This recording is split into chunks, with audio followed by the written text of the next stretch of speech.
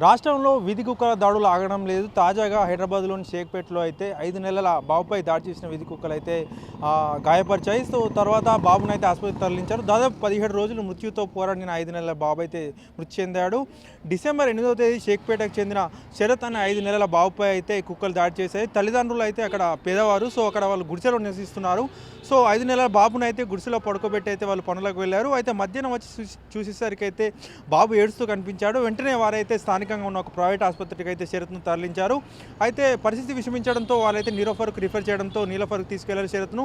నీలోఫర్లో కూడా ట్రీట్ చేసిన డాక్టర్స్ అయితే వెంటనే ఉస్మానియాకి తరలించారని చెప్పారు. సో శరత్ను అయితే ఉస్మానియాకి తీసుకెళ్లారు. దాదాపు 17 రోజుల పాటు అతనికి చికిత్స అందించినప్పటికీ కూడా పరిస్థితి విషమించి శరత్ అయితే చనిపోయాడు. సో గతంలో కూడా మనం చూసాం అంబర్పేటలో బాలుడిపై కూడా వీధి కుక్కలు దాడి చేసి చంపేశాయి. అంతకుముందు అయితే ఆ తర్వాత వరంగల్లో కూడా రైల్వే స్టేషన్ సమీపంలో కూడా ఒక బాలుడిపై అయితే వీధి కుక్కలు దాడి చేసి చంపేశాయి.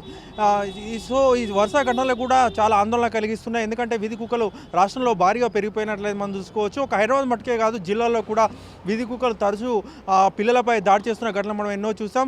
తాజాగా ఈ ఘటన మరోసారి సంచలనం రేకెత్తిస్తుంది. 5 నెలల బాబుపై వీధి కుక్కలు దాడి చేయడం అనేది చాలా అమానుష్యంగా అయితే చాలామంది భావిస్తున్నారు. సో వీధి కుక్కలను అదుపు చేయాలని చెప్పేసి అయితే ప్రజలు కోరుకుంటున్నారు. కెమెరామెన్ రాజేందర్తో శ్రీనివాస్, వన్డే తెలుగు, హైదరాబాద్.